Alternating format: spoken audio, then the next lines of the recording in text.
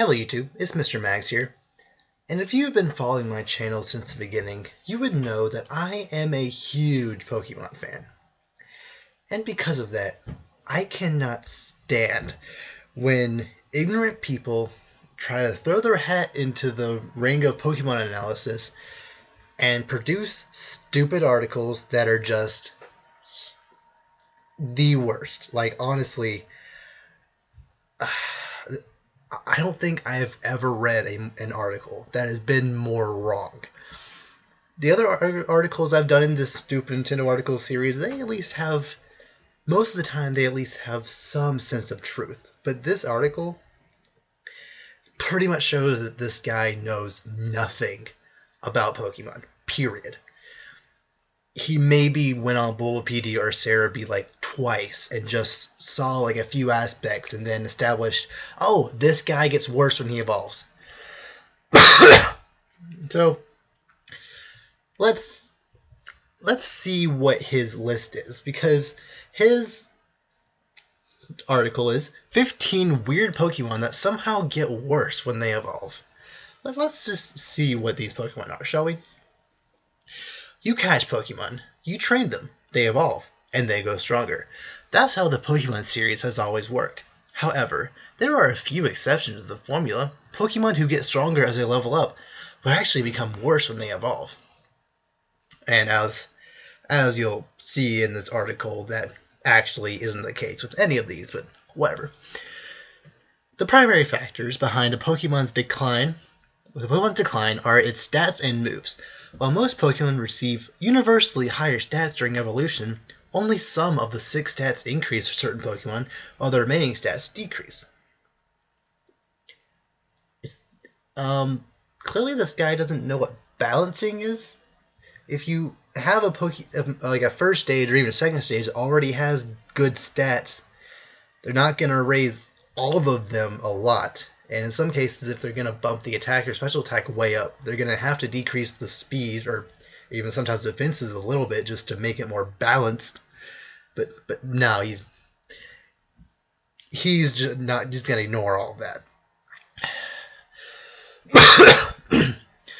Some evolved Pokemon can learn the same moves as their previous forms in addition to new moves.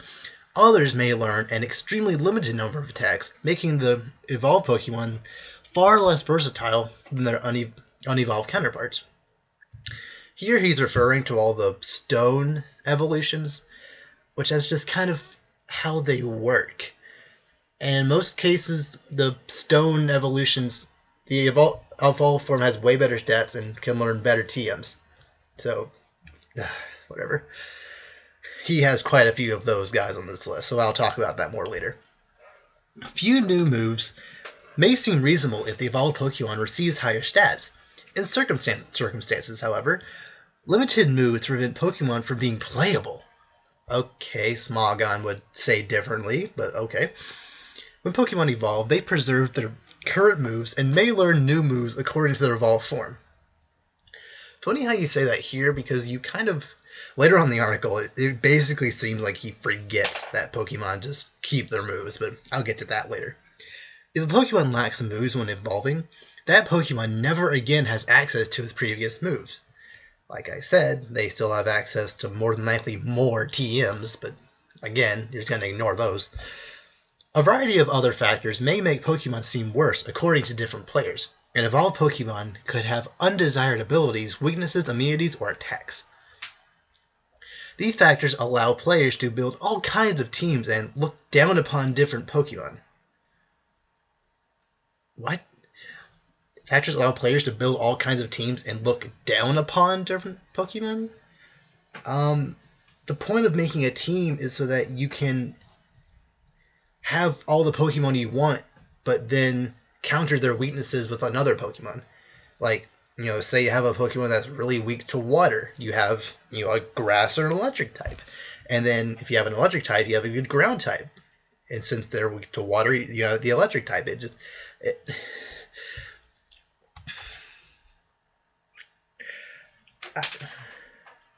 That's just how it works. I don't really...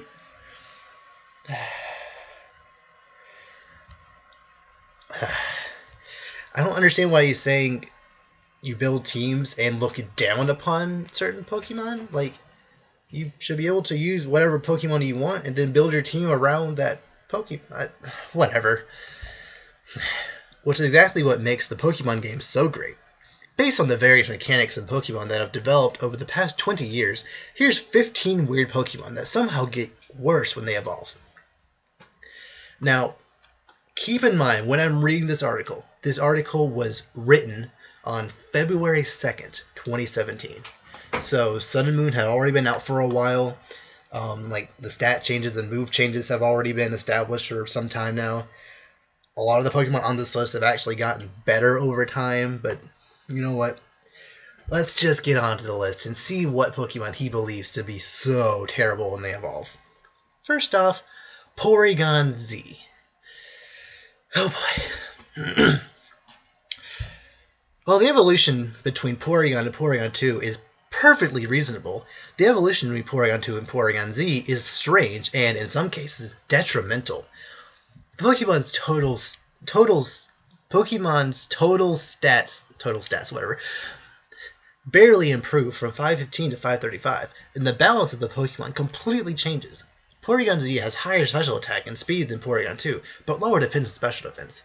Whereas Porygon and Porygon 2 possess higher defense and attack, Porygon Z allows the opposite pattern, causing the final evolution of this Pokemon to completely differ from previous forms. I'll finish this article before I start my analysis. If players have trained Porygon 2 due to its high defense, they'll be extremely disappointed when they discover the Pokemon's final form. Regardless of whether you prefer an offensive or defensive Pokemon, Porygon Z's stat increases are so minimal that evolving Porygon 2 often does more harm than good. Okay, so I have Cerebi pulled up here, and I'm just going to go to Porygon real quick and show you that the barely increase of stats is not an issue at all with this guy.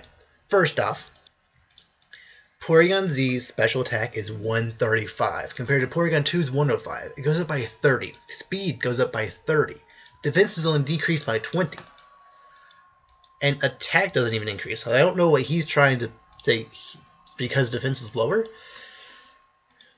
So that super high special attack and speed is insane. Plus adaptability, making it so that your Tri-Attacks and Hyper Beams are going to hit twice. Well, not twice. Is it twice? Yeah, twice as hard.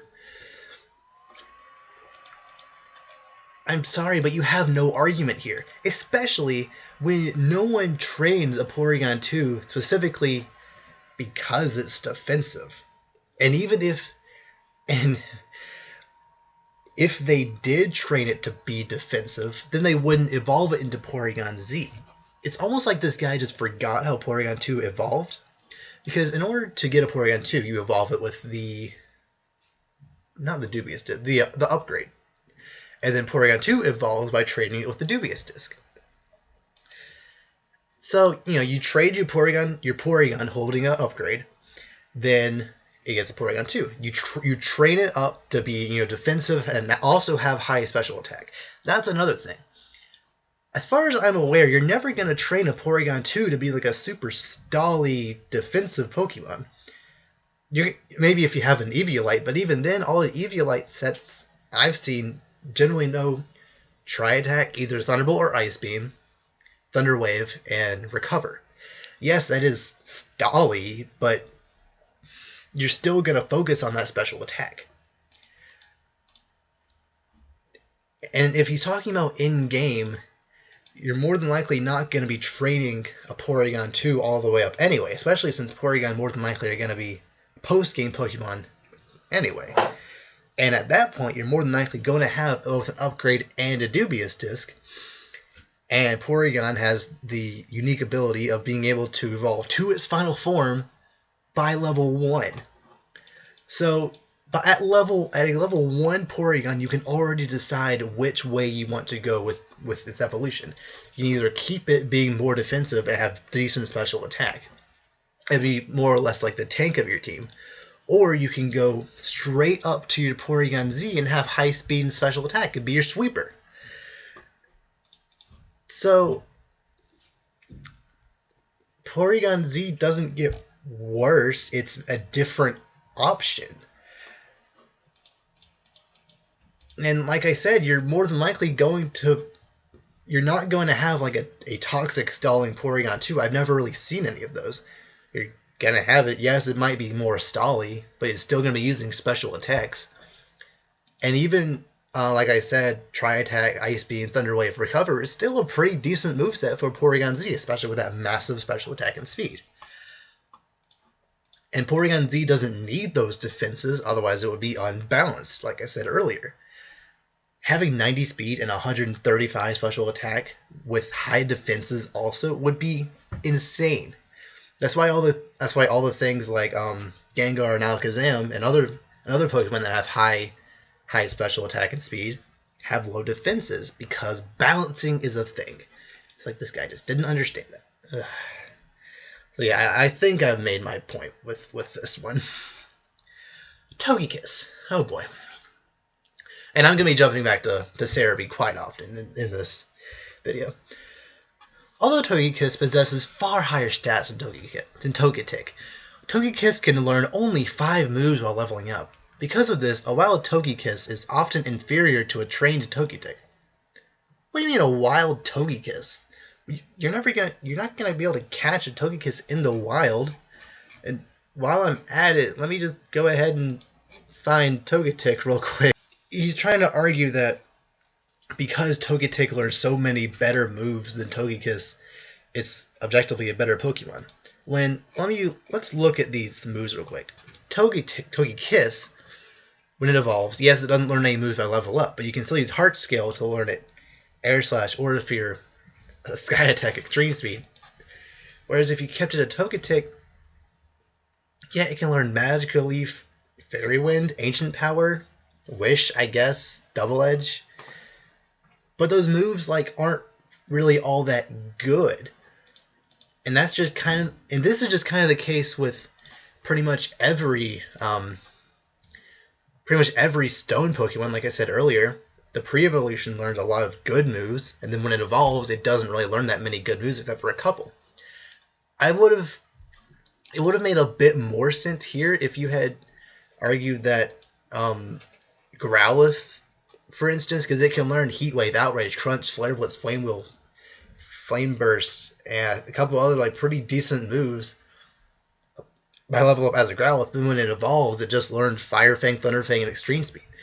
It doesn't really learn any good moves as an Arcanine. Granted, it does learn better TMs, which again, Togekiss actually learned many good TMs like Shadow Ball, Psychic, Brick Break, even Flamethrower, Aerial Ace, Giga Impact, so many good moves that you could teach Togekiss. And a lot of the moves you would want to teach a Togetic before it evolves, like Double Edge, wouldn't really work because Togekiss's attack isn't very good. And let me finish the paragraph first. Thus, the Pokemon may evolve with almost no learned moves, giving Togekiss few starting moves and even fewer moves to learn. Again, worst case scenario, you evolve it at as soon as you get a Togetic. So you hatch your Togepi, it has to evolve through friendship, so maybe let's say level 14. Might be a little earlier depending on how much you work, but okay, worst case scenario, 13. So it doesn't even know Fairy Wind yet.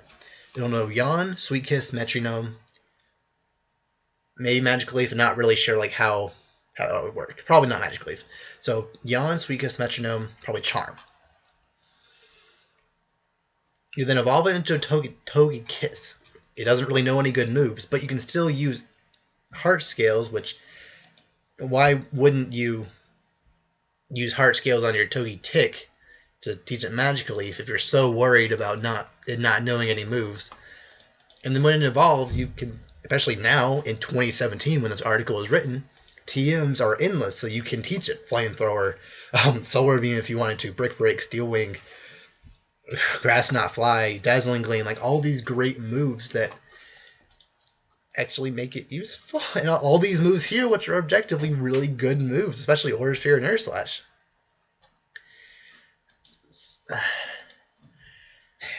By deviating from the typical formula in which evolved Pokemon may learn the same moves as their earlier forms plus additional moves, Togekiss punishes players who choose to hurriedly evolve their Pokemon.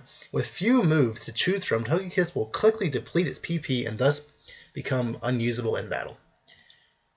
You're basing this solely off the idea that some trainers are ignorant and that they don't know this, whereas pretty much every single Pokemon trainer at some point will know that Cerebi and Bulbapedia exist. Even if they didn't, they can still use TMs. Like, it's almost like you just completely forgot TMs existed. Like, I just don't get it.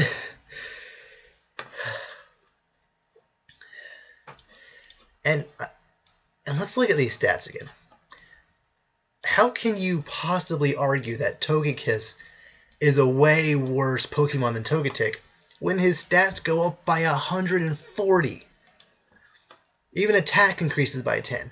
HP goes up by 30. Special attack goes up by 40. Speed 40. Defense 10. Special defense 10. Like, every stat goes up. And the ones that matter, HP, special attack, and speed, go up by a lot. So no, he's not a worse Pokemon like you're trying to say. It's just wrong. I'm sorry. I think I've made my point. Now we get to Eevee. Eevee may evolve into 8 different types of Pokemon, which offers fun variety and allows knowledgeable players to customize Eevee. Without prior insight into Eevee's variable evolutions, however, players may end up with a Psychic-type Espeon when they desired an Electric-type Jolteon. Unwanted evolutions might skew players' teams, making Eevee useless in some contexts.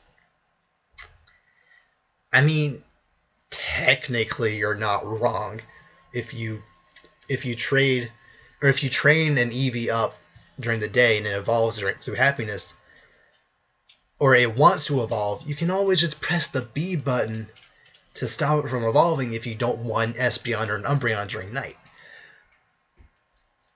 And people throughout the game tell you that Eevee evolves through, different ways. They'll tell you that, Thunderstone, Waterstone, Firestone evolve into Jolteon, Vaporeon, Flareon. I think I have that order right. Yeah. So you're not just going to accidentally get an Espeon. And if someone did know that Jolteon and Flareon existed, they're more than likely going to know how they evolved, or there's just quite a few things wrong with this argument.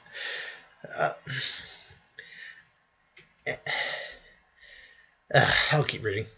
While the original 3 evolutions for Eevee, Vaporeon, Flareon, Jolteon, are controlled by the player, the 5 newer evolutions, Espeon, Leafeon, Umbreon, Glaceon, Sylveon, are based on external factors and will occur as soon as certain requirements are met. Technically, Espeon and Umbreon are controlled by the player because you play during the night or day, and if you don't want it to evolve, you just press the B button and it won't evolve. And Sylveon, you have to work for it in the Pokemon of Me. Raise its, what is it called, affection, I think? Or friendliness or whatever, up to its max level, then evolve it as when it knows a fairy move. And I'm pretty sure people tell you that at least in X and Y, people tell you that. For players who are either unaware of these factors or are in the wrong place at the wrong time, Eevee may easily evolve into an unwanted Pokemon. If your Eevee evolves into a Pokemon you didn't want, then stick with it and change your team around. If it evolves into an Espeon, you didn't want an Espeon for some reason, even though Espeon has insane special attack and speed, but decent attack, but not very good defense, making it worthless, then and you wanted it to turn into a Jolteon instead, just get a different electric type. Electric types are pretty readily available in most generations of Pokemon. Same with water and fire. So, and especially in X and Y and Sun and Moon, fairy types were everywhere. So not having Sylveon, granted, I think Sylveon is kind of the best fairy type in the game, there's still other fairy types that can take that spot, and every single evolution is actually pretty good. I mean, Umbreon is okay. It's more like a Stolly based Pokemon, but still, you can't just say that all of these EV evolutions are terrible because you don't know which one you're going to get, even though you do because people tell you.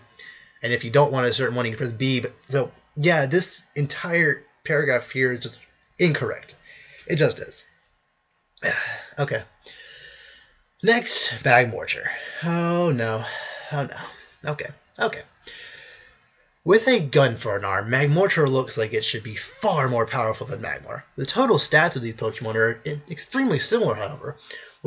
While Magby jumped from 365 to 495, I mean, Magby is a baby Pokemon, so yeah, his stats are going to jump pretty high. Magmortar barely increases to 540. The most disappointing aspects of Magmar's evolution are its decreased speed and unchanged attack. Okay, let's pull up Magmar real quick. Okay, so I have Magmar and Magmortar here. Let's compare their stats real quick. So, you're complaining about a decreased speed and unchanged attack. First off, why are you using a physical Magmortar? I mean, yes, it is possible, but that's not what Magmortar's for. A cannon for an arm is not a physical thing. You're shooting out a projectile. That's going to be special. It just is. And even if... And also that the special attack that barely changes, you're complaining about. Actually, let me read the rest of this paragraph real quick. Players might expect Magmortar's other stats to significantly improve to make up for the disappointing attack and speed, which attack isn't disappointing. 95 is still pretty good. And yeah, 95 is actually pretty darn good. If you did want to run like a Choice Band or Life Orb Magmortar, you could still do that. Have it Fire Punch and Earthquake and other physical attacks. You could still technically do that with the 95. It's not necessarily all that bad. I've seen it done before. But its HP, defense, special attack, and special defense are largely unchanged. Okay, yes, HP, defense, and special defense all go up by only 10. But that's still, kind of significant. That's all of them going up by 9, except HP goes up by 10 overall for going min-max total HP here. So, yes, all the defensive stats only go up by 10. That is not... It's technically significant, but it's not that big of an increase. But special attack going up by 25 is massive. And like I said before, you don't want a super powerful Pokemon that has 125 in their attacking stat to also have really high speed and also have pretty good defenses. 95 special defense, that's actually really good. Especially for a fire type, because fire types are generally pretty frail. So this is actually pretty balanced, and it's actually fairly useful. It just is. Because Magmar and Magmortar possess nearly equivalent sets of moves, as well as similar stats, evolving Magmar is more disappointing than beneficial. If placed in battle together, Magmar would surely win thanks to its superior speed. Oh my gosh. Okay. Not only is that wrong, that's insane to even think that Magmar would be a Magmortar just because it has higher speed. You already established that Magmortar has way higher defensive stats and way higher special attack. Now also Magmortar can learn Earthquake and Psychic and Flamethrower and Thunderbolt and all these Focus Blast and all these really good moves, and Hyper Beam even, by level up. So, yes, Magmar might be able to get off out of one Psychic. Maybe. You can get off one Psychic, do less than a third, if even. Yeah, do maybe a third damage. Magmortar would straight up blast a Hyper Beam at your face, probably one-shot you with that 125 special attack. Or if not, use a Psychic, probably do over half. Assuming they're on the same level and their IVs are about the same. Or use an Earthquake and two-shot you or even maybe even one-shot. I don't know. Magmar's defense isn't very good.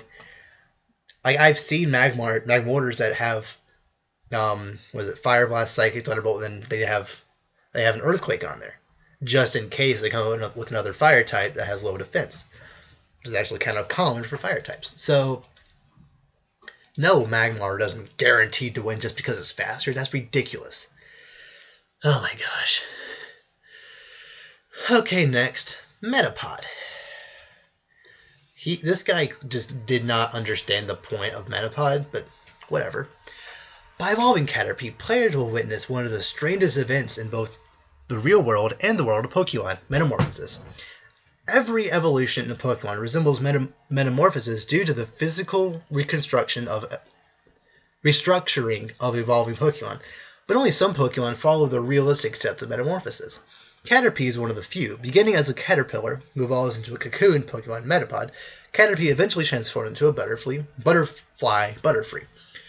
Although Caterpie's evolution are visually and narratively entertaining, they aren't very practical. Metapod gains increased defense, special attack, and special defense, but suffers from huge decreases in speed and attack, giving the Pokemon very little chance of winning a fight. That's literally the point of Metapod. Why would a Pokemon that goes inside a cocoon have increased attack and speed? Or even the same? It literally can't do anything. In the anime, all it does is use Harden because it literally cannot attack. It can't move either. Like, a caterpillar is in its cocoon for an extended period of time. It can't move from that spot. So why would it have higher attack and speed? And I'll finish the paragraph. The Pokemon's stats fluctuate but barely increase. Caterpie possesses a total of 195, while Metapod has a total of 205. Yeah, because its attack and speed decrease, because that's what a cocoon would do. Evolving Metapod into Butterfree is extremely gratifying, but patience and multiple visits to the Pokemon Center are required to evolve up Metapod. So, is he just analyzing all these Pokemon in a vacuum? Like, oh, this Pokemon is worthless because it can't win a fight. When literally the point of Metapod is to showcase evolution. That's why it only stays a Metapod for 3 levels. Right? Like, Caterpie evolves into a Butterfree by the time it's level 10 for a reason, to showcase evolution. And they made Metapod specifically kind of worthless to show just how much better Butterfree is, just how much better Final Evolution is than its previous evolutions. And switch training is a thing. You're going to have your starter at least, so you throw out Metapod if it doesn't get one-shotted, or even if you didn't want to battle at all, you throw it out there, then switch out into your starter, and then it gets half the experience. So you're not just going to battle with a Metapod. And rare candies and experience share are a thing, and if I'm not mistaken, you get the experience share fairly early in Leaf Green Fire Red. So I could be mistaken there, but regardless,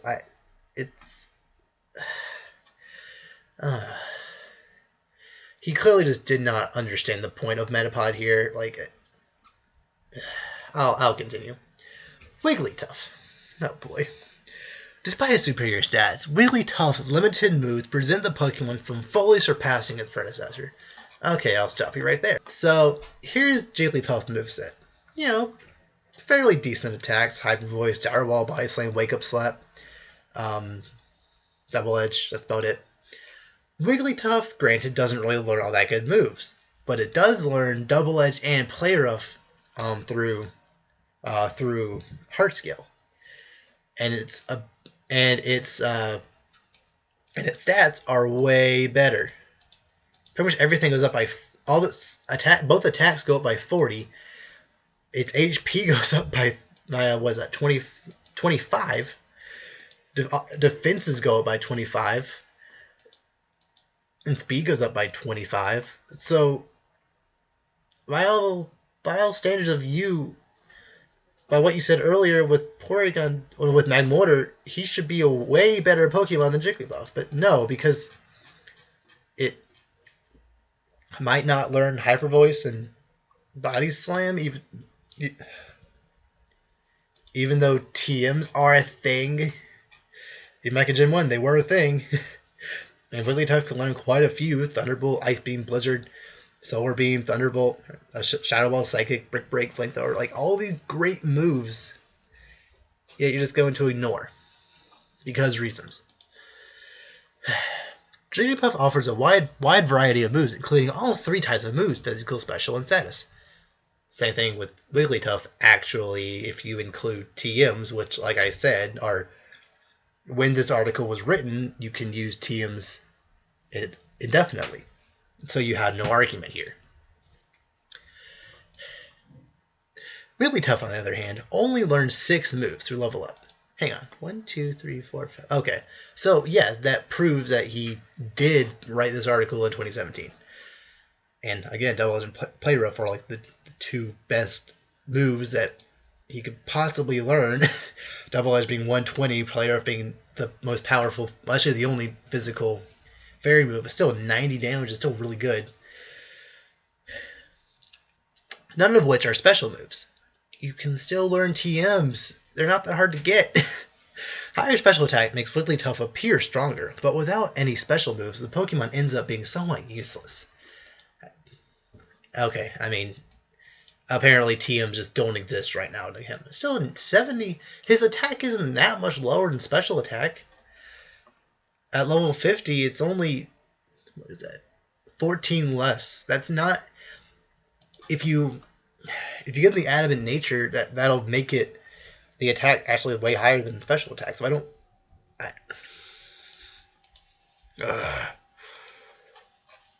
and again, it's, was it 35 or 25 higher than Jigglypuff's. So that Play Rough and Double Edge are still going to hit fairly hard. A Jigglypuff can't even learn Play Rough. So you at least get that much if you evolve it right. In order to maintain Wigglytuff's effectiveness in fights, players must either visit Pokemon Centers or quickly expand their elixirs and ethers. With few moves and limited PP, Wigglytuff spends little time on the battlefield compared to Jigglypuff.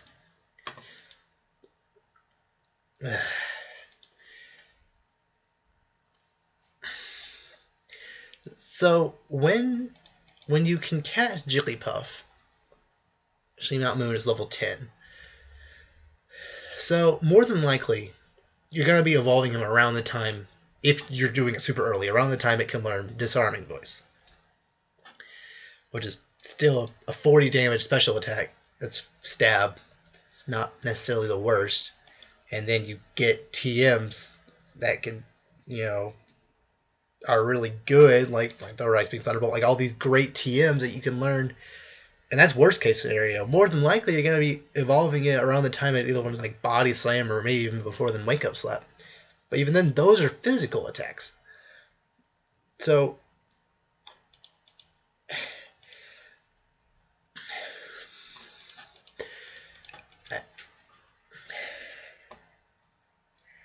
a smart trainer wouldn't just evolve their Wigglytuff straight up. They would either wait until it learned Hyper Voice, or evolve a Wigglytuff after it learned probably Body Slam or earlier Wake Up Slap, and then teach it good TMs, or use Heart Scales and teach it Double Edge and Play Rough.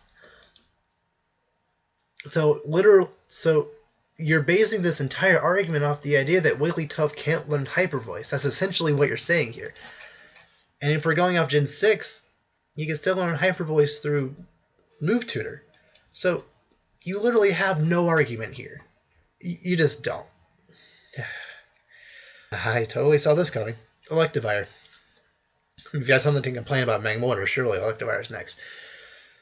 Electivire is its final form. Electivire undoubtedly possesses higher stats. Wait, so you're going to say that Electivire has higher stats, but Magmortar doesn't when they both have the same base stat total of 540? Logic? Nah, it doesn't exist here. With a massive increase in attack, small increase in HP and defense, and only a small decrease in speed, Electivire looks good on the page. On the field, however, Electivire suffers from its combination of stats and moves. While increased attack would benefit other Pokemon, all three forms of Electivire rely more on special moves than physical ones, meaning their special attack stat is more important than their attack. Let me pull up Electivire real quick. So let me just show you these stats real quick. So yeah, speed did decrease by 10. Here's the Electivuzz. Special attack did not decrease. Attack went up by 40. Defense went up by 10. Special defense didn't go up at all. HP went up by 10. Same thing with Magmar. That massive increase in that attacking stat is insane. It just is.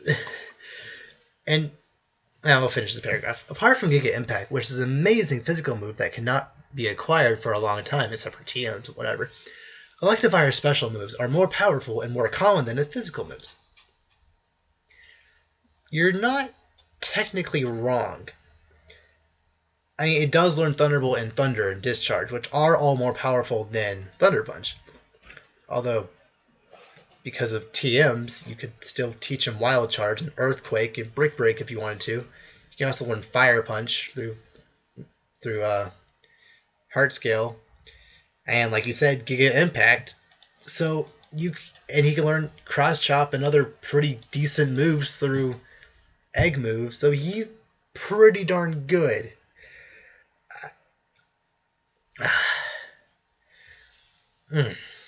Okay. This guy just clearly did not understand the idea of the competitive scene. And even then, I've played through multiple games, multiple playthrough games, both 4th Gen and 5th Gen with an Electivire. It was pretty darn good. Even in 4th Gen, when I couldn't just teach an Earthquake and Brick Break and all that, because I didn't want to waste that TM, he still knew Thunder Punch and Fire Punch and Thunderbolt and I taught him Brick Break, I don't know, but like he still knew some pretty decent moves, and he was still a pretty powerful Pokemon. 95 special attack is not bad. Just like with Magmortar, that 95 attack is not bad. So if you did want to run a special Electivire, which I have seen before, it can learn Psychic, Flamethrower, Thunderbolt, and Focus Blast. That's a pretty decent moveset. So I don't understand what your argument is here. Whatever. Though increased attack and stagnant special attack, and you don't necessarily need higher special attack when it's already 95, and that would just be OP. Electivire fails to optimize on its set of moves. The set of moves that level up, even though it still learns Thunder Punch, Low Kick, and Fire Punch, Giga Impact, which is still a pretty solid moveset right there, but whatever. Combine that with the lowered speed, and Electivire functions as a slower version of Electabuzz. Electabuzz can't fire off Thunder Punches and Giga Impacts, or can't fire Giga Impact at all, but it can't fire Thunder Punches nearly as strong as Electivire can. And also those defense increases, there's literally no reason not to evolve Electivire. There just isn't. Functions as a slower version of Electabuzz, making it possible for Electabuzz to beat Electivire in a fight.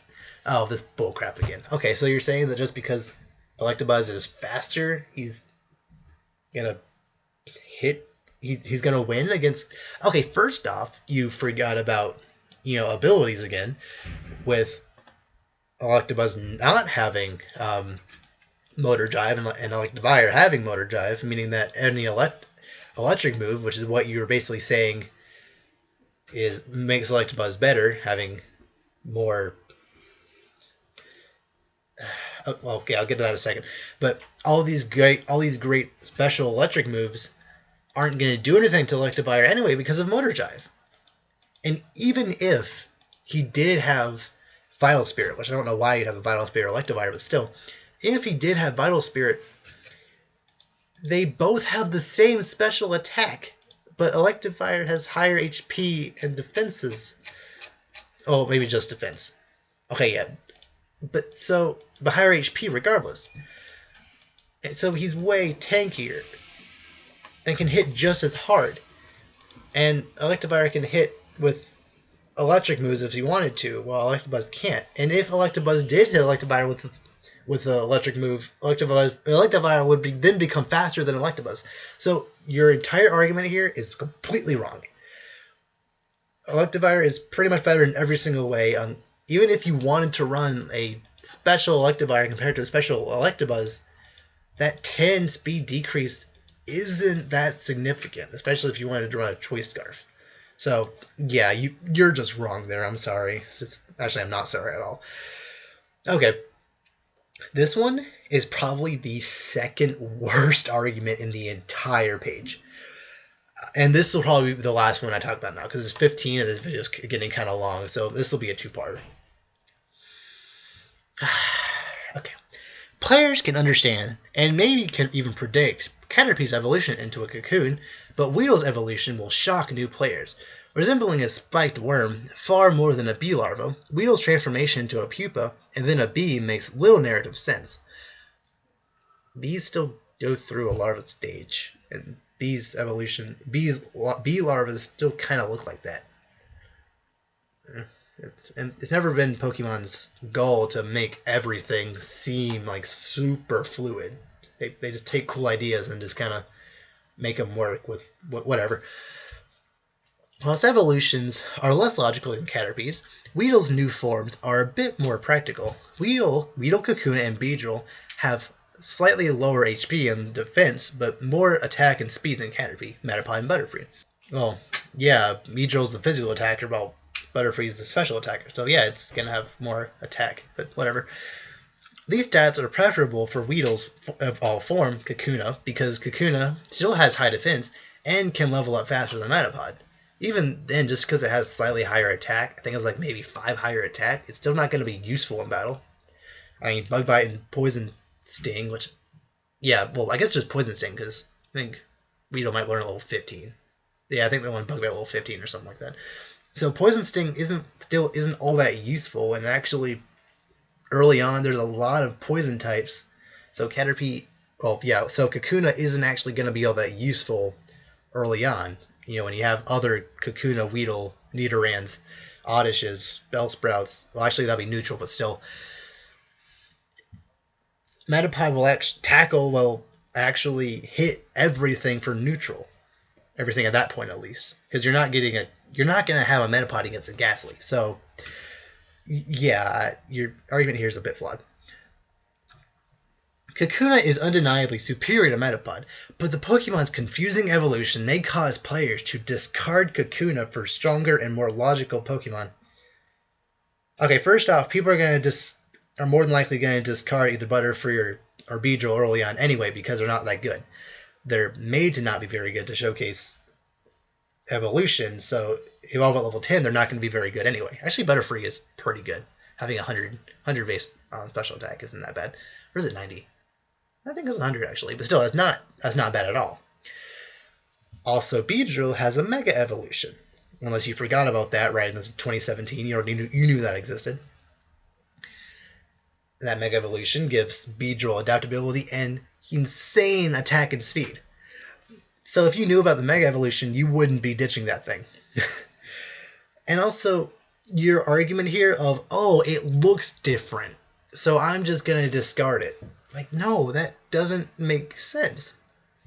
That's like saying Bagon evolving into Shelgon. Sure, it goes into a cocoon so it can become something better, but then it evolves into Salamence, which is completely different than what you expected. It's kind of like that. I literally do not understand your argument here. And what's even weirder is that throughout everything before that last sentence, you were praising Kakuna for being leaps and bounds better than Metapod.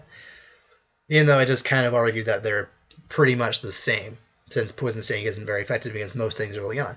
So, you're saying that Kakuna is way better, yet you're also saying that they're going to ditch Beedrill because...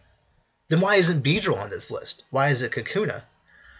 Because you're saying Cocoon is way better than Metapod, but then you're saying people are going to ditch Beedrill because it looks way different. So why isn't Beedrill on this list? I mean, that would be stupid in and of itself, but like, why isn't that the one on this list? I don't know. So as you can tell, just so far, we're only 7 in, and it's already kind of terrible. Yeah, I'll continue this list in the next video for part 2. See you then.